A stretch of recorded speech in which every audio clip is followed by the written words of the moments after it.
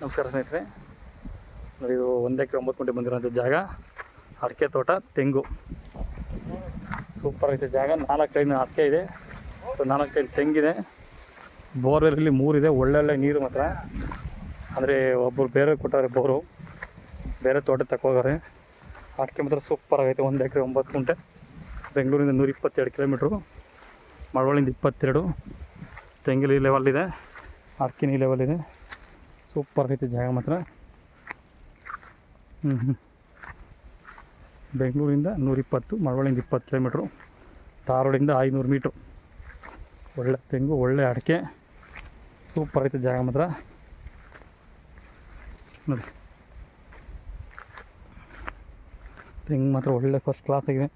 ಅಡಿಕೆನೂ super ಆಗೈತೆ. 1 ಎಕರೆ 9 ಗುಂಟೆ ಬಂದಿರೋಂಥ ಜಾಗ.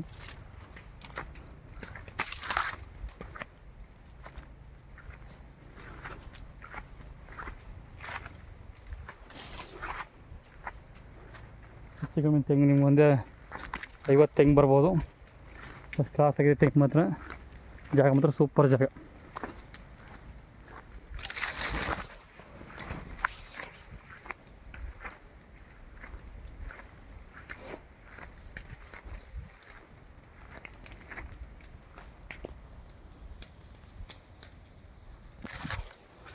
ಒಂದು 400 ಅಡಿಕೆ, ಒಂದು 60 ತೆಂಗು ಬರುತ್ತೆ. ಸೂಪರ್ ಆಗಿದೆ ಜಾಗ.